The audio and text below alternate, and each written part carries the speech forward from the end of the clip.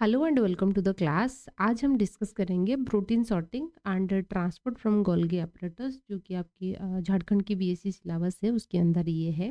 ठीक है। अच्छा, तो अब हम बात करेंगे। सबसे पहले हम देखेंगे कि प्रोटीन सॉर्टिंग क्या होता है। तो सिंपल सा जो सॉर्टिंग की मतलब होता है, कोई भी चीज़ों को, ठीक है, उसकी टाइप की अकॉर्डिंग हमको सेपरेट करनी है तो उसको हम बोलते हैं सॉर्टिंग। जैसे कि एक एग्जांपल के तौर पे हम लेके चलेंगे। मान लीजिए 2 डब्बे हैं, एक पिंक कलर की है और एक ब्लैक कलर की है, और आपके पास कुछ बॉल है, कुछ पिंक कलर के बॉल भी है और कुछ ब्लैक कलर, मतलब कि इस ब्लू कलर के बॉल है, ठीक है ना, इस डब्बे के लिए। तो आप क्या करनी है, आपको सॉर्टिंग करनी है। तो पहले आपको इस ब्लू कलर, जितने भी ब्लू कलर रहेगा इस डब्बे के अंदर डालनी है, एंड जितने भी पिंक कलर रहेगा तो उसको इस डब्बे के अंदर आपको डालनी है। ठीक है। सॉर्टिंग का मतलब समझ में आया ना। तो वही है, अकॉर्डिंग टू देयर टाइप हमको उनके डेस्टिनेशन के अंदर तक लेना है, उसको हम सॉर्टिंग कहते हैं। तो प्रोटीन सॉर्टिंग फिर वही चीज़ है, प्रोटीन को हमको उसके डेस्टिनेशन की तरफ लेना है। तो फिर क्या और क्यों, तो यहाँ पे क्वेश्चन आता है, तो कहाँ लेना है, ठीक है ना, और क्यों लेना है, क्यों इतना ज़रूरी है। जैसे आपको पता होगा, यूकैरियोटिक सेल की यदि हम बात करेंगे, सेल के अंदर न्यूक्लियस है, न्यूक्लियस के अंदर आपका जो क्रोमोजोम है उसके अंदर तो डीएनए है, डीएनए से आरएनए बनता है न्यूक्लियस के अंदर, और ये आ जाता है आरएनए कहाँ ना, साइटोप्लाज्म्स को। एंड साइटोप्लाज्म्स में ऐसे पाया जाता है रॉफ एंडोप्लाज्मिक रेटिकुलम, यानी कि कुछ राइबोसोम जो है एंडोप्लाज्मिक रेटिकुलम के ऊपर बैठा है। वही राइबोसोम क्या करते हैं, इस एमआरएनए को प्रोटीन में कन्वर्ट करते हैं, यानी कि प्रोटीन बनने की जो प्रोसेस है कहाँ होता है ना, इस रफ एंडोप्लाज्मिक रेटिकुलम में होता है। प्रोटीन जो है बन कहाँ रहा है, राइबोसोम बना रही है, लेकिन ऑर्गेनेल कौन सी है, रफ एंडोप्लाज्मिक रेटिकुलम। प्रोटीन की जो है हमारे बॉडी के अंदर बहुत अच्छा खासा फंक्शन है। क्या फंक्शन है, जैसे आपने पढ़े हैं, plasma membrane is made up of phospholipid boiler, lipid की 2 लेयर रहता है एंड बीच बीच में प्रोटीन रहता है। ठीक है। तो प्रोटीन एक लिगांड, मतलब कि रिसेप्टर जैसे काम कर सकता है, लिगांड जैसे काम कर सकता है। All enzymes are made up of protein, कुछ एक्सेप्शन को छोड़ने के बाद। कुछ होते हैं जैसे राइबोसोम हो गया, वो आरएनए से बने होते हैं, लेकिन सारे जितने एंजाइम्स आप देख रहे हो सब प्रोटीन में बने होते हैं। एंड एंजाइम की जरूरत है, जैसे ग्लाइकोलिसिस प्रोसेस चलेगा, कई सारे एंजाइम्स होता है ना, ग्लूकोज से ग्लूकोज 6 फॉस्फेट होता है, ठीक है ना, ग्लूको हेक्सोकाइनेज एंजाइम होता है।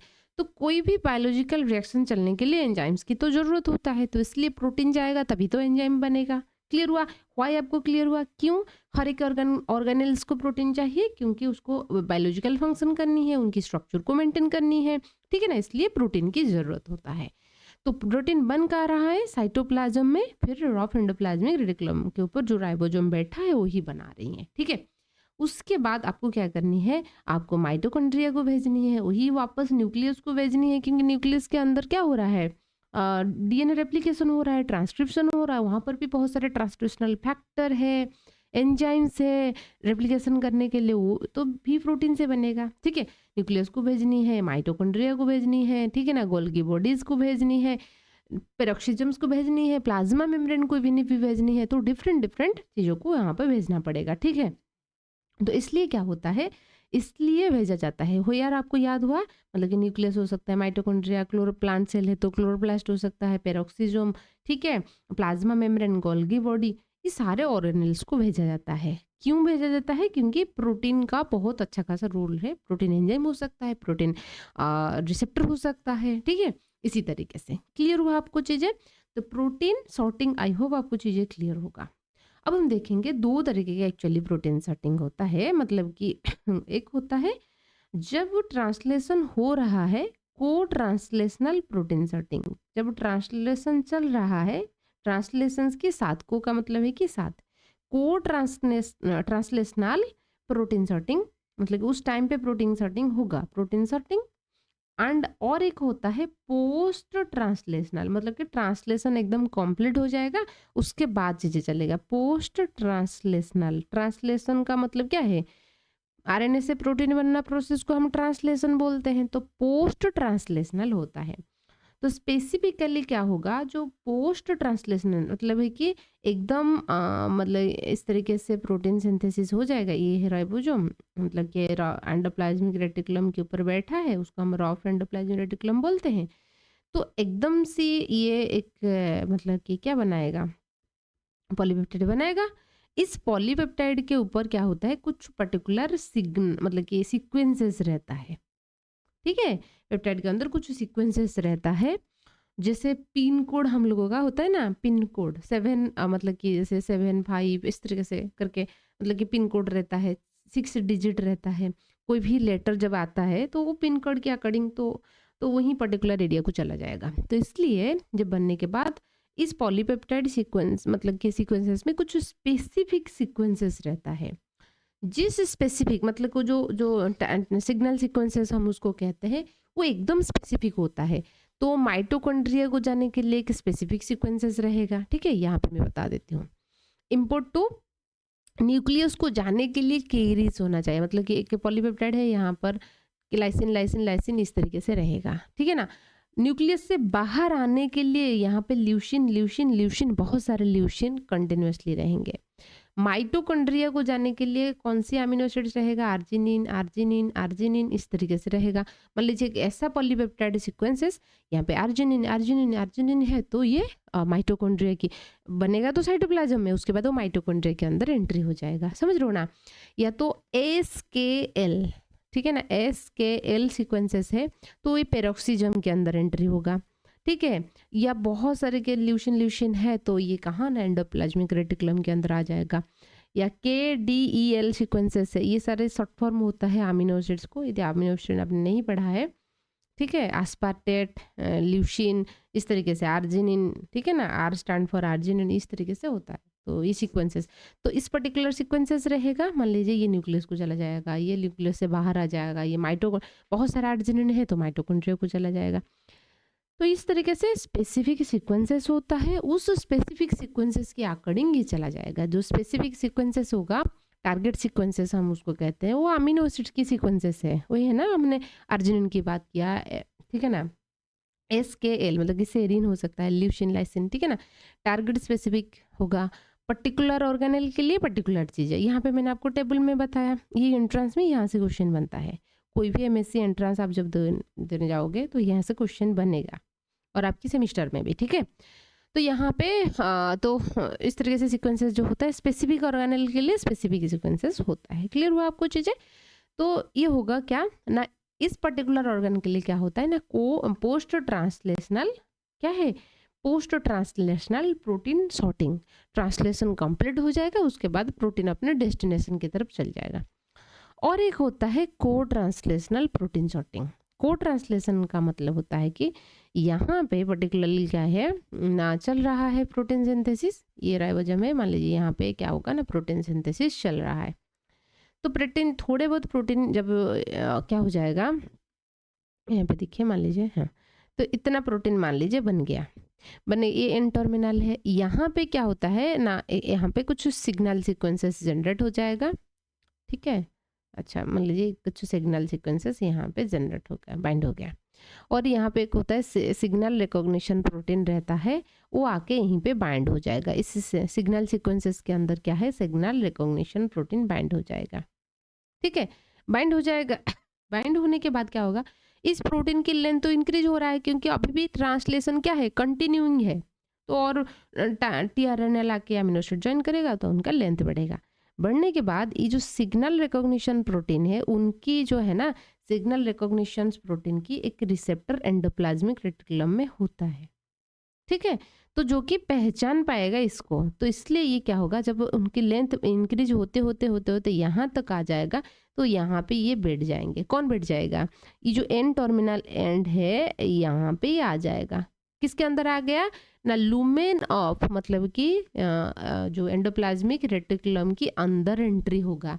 क्यों उन्हें अंदर एंट्री हुआ, क्योंकि SRP उसके अंदर बाइंड हुआ था, signal recognition protein peptide bind हुआ था, उसको रिसीव करने के लिए रिसेप्टर एंडोप्लाज्मिक रेटिकुलम के अंदर था। अब प्रोटीन यहाँ पे कंप्लीट नहीं हुआ है, प्रोटीन सिंथेसिस ट्रांसलेशन कंप्लीट नहीं हुआ है, उनकी N terminal end endoplasmic reticulum के अंदर एंट्री हो गया, ठीक है।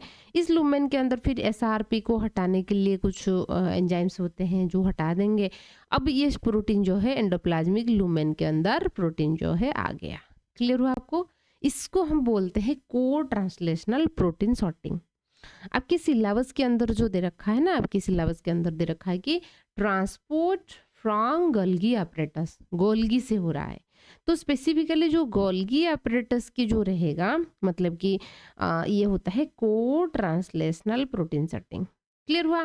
पोस्ट ट्रांसलेशन में क्या होगा, न्यूक्लियस को, माइटोकॉन्ड्रिया को, क्लोरोप्लास्ट को, ठीक है ना, पेरोक्सीजोम्स को, ये जो प्रोटीन सेटिंग होता है इस पर्टिकुलर ऑर्गेनेल्स को, वो पोस्ट ट्रांसलेशनल होता है। लेकिन गोल्गी को जो जाएगा तो वो क्या होता है ना, को ट्रांसलेशनल होता है।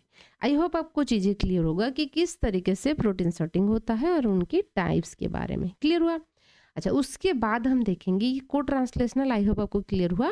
एक्स टाइप में प्रोटीन सिंथेसिस चल रहा है, उनकी जो एन टर्मिनल एंड जब बन गया वो एंट्री ले लेगा माइटोकॉन्ड्रिया के अंदर, ठीक है। उस माइटोकॉन्ड्रिया के अंदर एंट्री होने के बाद ये जो प्रोटीन है, ये प्रोटीन क्या होगा, उसके ऊपर कुछ कोप प्रोटीन उसके चारों तरफ, मतलब उसको वेसिकल बनाएंगे, क्योंकि उसको पैकेट करना है। पैकेट करके उसको भेजेंगे कहाँ ना, एंडोप्लाज्मिक रेटिकुलम एंड गोल्गी के अंदर एक होता है एर्गी की बॉडी। क्या होता है? एर्गी की बॉडी, एक स्पेस होता है, the space in between endoplasmic reticulum and Golgi body, उसको हम एर्गी की बॉडी कहते हैं। सो इस एर्गी की बॉडी के अंदर कोप2, मतलब कि आप ऐसे सोचिए, एक कोप2 एक ऐसा कवर है ना, जैसे वाटर पानी पाउच होता है ना, 1-2 रुपये की आता है, 1 रुपये की, ठीक है, उसके अंदर पानी है, तो ये प्रोटीन है उसके अंदर, ये पैकेट है उसके अंदर प्रोटीन है।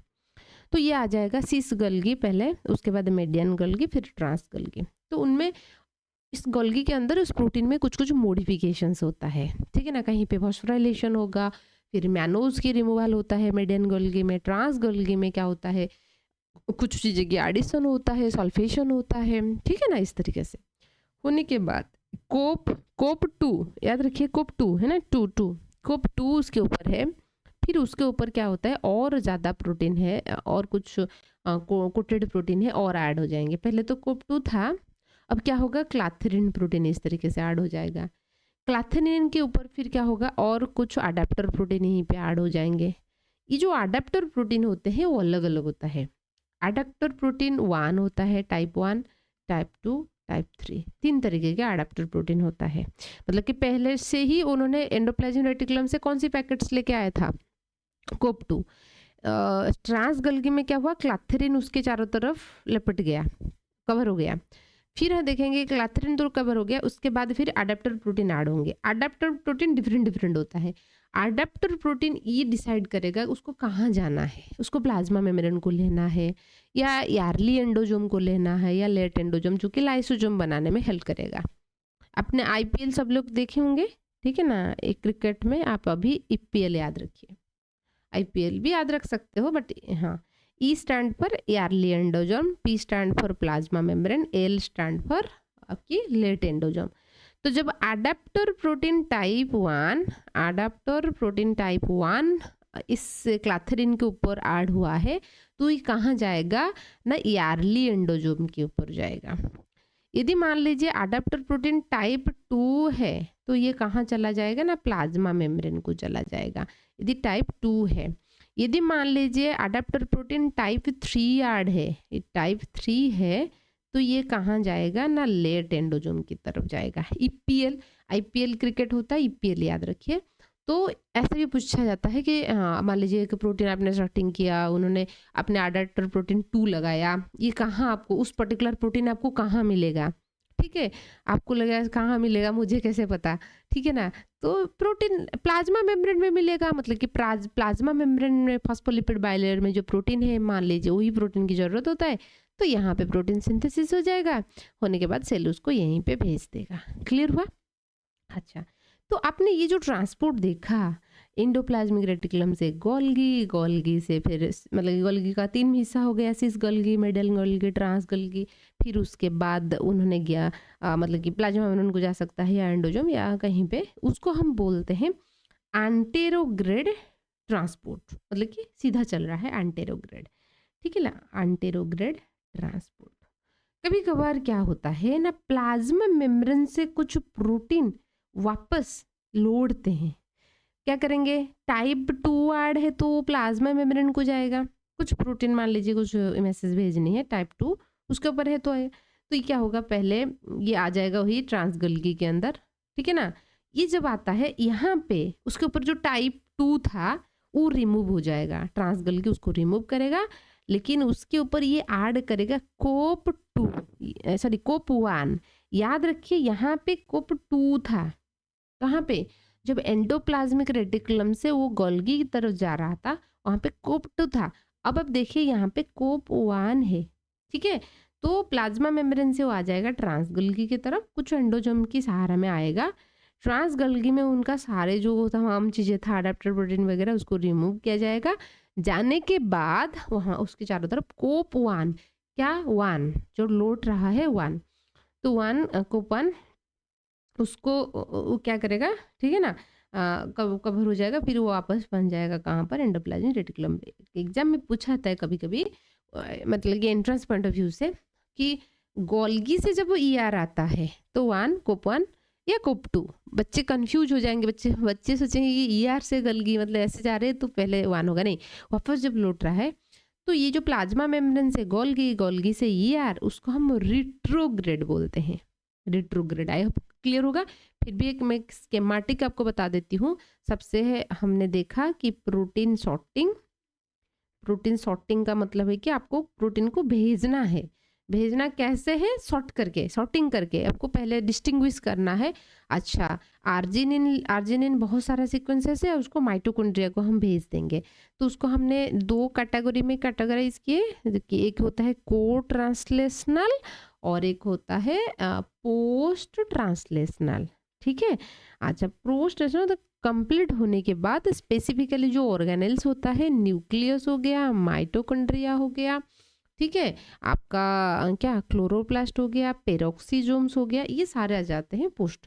लेकिन जो गोल्गी को जब जाएगा, गोल्गी प्लाज्मा मेम्ब्रेन या एंडोजोम, जो लाइसोजोम बनाने के लिए, इसमें को ट्रांसलेशनल जो है ना प्रोटीन सॉर्टिंग होता है। ये फिर 2 तरीके के हो गया, एक होता है एंटेरोग्रेड और एक होता है रिट्रोग्रेड। रिट्रोग्रेड एक बार एग्जाम में क्वेश्चन आया था, आपको पता होगा, जो डिजीज होता है ना, जड़ांतक हम उसको कहते हैं, राबीज, ठीक है। तो वहाँ पे क्या होता है, कोई भी कुत्ता काट लेगा, ठीक है ना, पागल कुत्ता जिसमें राबीज की हो सकता है कि उस कुत्ता ने नहीं लिया है क्या, आपकी वैक्सीन नहीं लिया है, या तो हो सकता है कि उसकी सालावा के अंदर राबीज वायरसेस है, तो जलांतक होता है, हाइड्रोफोबिया हम उसको कहते हैं। आपने शायद सुना होगा, मतलब जो आदमी जो है ना वो कुत्ते जैसे बिहेव करने लगेगा, और पानी, मतलब कि पानी वो एक नर्वस सिस्टम रिलेटेड डिजीज है, आपने कहीं पे सुना होगा इस डिजीज के बारे में। तो क्या होता है ना, वहाँ पे एक्चुअली रिट्रोग्रेड न्यूरॉन्स की ट्रांसपोर्ट, मतलब कि न्यूरल मैसेज जो है ना रिट्रोग्रेड चलता है, ठीक है, वहाँ पर मतलब उल्टा चलेगा, जिस चीज़ जैसे चलना चाहिए था वो उल्टा चलेगा। तो आपने उस जो पेशेंट है उसको आप 1 ड्रॉप ऑफ वाटर भी उसको नहीं पिला सकते हो, तो उस वजह से उनका डेथ हो जाता है। जलांतक हम उसको बोलते हैं, हाइड्रोफोबिया या है ना राबीज, जिस रहता है पागल कुत्ता काटने, मतलब कुत्ता पागल है ऐसा नहीं है, ऐसा कुत्ते जिसकी सालाइवा के अंदर यदि राबीज वायरसेस है, ऐसा नहीं कि राबीज वायरसेस नहीं है फिर पागल है, तो नहीं होगा, ठीक है। अच्छा, तो इस तरीके से क्या होता है ना, ट्रांसपोर्टेशन होता है, ठीक है। तो एंटरग्रेड, आई होप आपको चीज़ें क्लियर होगा कि किस तरीके से चीज़ें चलता है, ठीक है। यदि आपको नोट्स लिखना है तो आप ऐसे लिख सकते हो, सबसे पहले अपने इंट्रोडक्शन देना है आपको कि प्रोटीन सॉर्टिंग क्या होता है, उसके बारे में स्क्रीनशॉट ले लीजिए, ऐसे लिखना है, ठीक है। फिर प्रोटेक्ट सिग्नल सीक्वेंसेस क्या है, वो अमीनो एसिड्स की सीक्वेंसेस है, आपको ऐसे लिखना है। ये जो सीक्वेंसेस है जो कि पोस्ट ट्रांसलेशनल के लिए बहुत इंपॉर्टेंट है, पूरी फिर इसके साथ साथ हम देखेंगे प्रोटीन टारगेटिंग, को ट्रांसलेशनल प्रोटीन टारगेटिंग, जैसे मैंने आपको बताया कोप 2, फिर वो चला जाएगा ट्रांसिस Golgi, median Golgi, trans Golgi, different different area में डिफरेंट मॉडिफिकेशन होता है। उसके बाद क्लाथरिन ऐड होगा, फिर उसके बाद ARP प्रोटीन, ARP, फिर उसके बाद वो टाइप, मतलब कि डिफरेंट अडेप्टर प्रोटीन होता है। अडेप्टर प्रोटीन कौन सी रहेगा, वो टाइप 1 रहेगा या 2 रहेगा या 3 रहेगा, EPL करके आप याद रखिए, बस हो जाएगा चीज़ें, ठीक है। इतने चीज़ें लिखा है, बस आपने समझ लिया तो हो जाएगा चीज़ें, ठीक है। EPL, IPL मैच देखते हो ना आप लोग, नहीं दिखते हो, ठीक है, धोनी, ठीक है, आप रांची का है ना, अच्छा ठीक है। तो आप लोग देखे होंगे तो ईपीएल याद रखिए 1, 2, 3 हाँ? अच्छा प्लाज़्मा में early endosome, plasma membrane then late endosome ठीक है? तो ये चला जाएगा फिर उसको एंटेरोग्रेड हम बोल रहे थे, ये रेट्रोग्रेड वापस प्लाज़्मा मेम्ब्रेन से गोल्गी बॉडी होते हुए एंडोप्लाज़्मिक रेटिकुलम को आ जाएगा, उसको हम रेट्रोग्रेड कहेंगे। फिर ये है, ठीक है? कोट्रांसलेशनल तो जब चल रहा है उस टाइम पे होगा कोट्रांसलेशनल, ये है पोस्ट ट्रांसलेशनल ठीक है। आई होप आपको चीज़ें क्लियर होगा। फिर भी कोई डाउट है आप पूछ लेना। एंड एप्लीकेशंस की जो एडस्टार्ट के एप्लीकेशंस की लिंक है डिस्क्रिप्शंस में दिए गए हैं, आप लिंक में ज़रूर क्लिक कीजिए एंड इंस्टॉल कीजिए आज ही ना, मतलब एप्लीकेशंस को। वहीं पे बहुत सारे कंटेंट आपके लिए है मौजूद है, आप पढ़ सकते हो ठीक है। So thank you.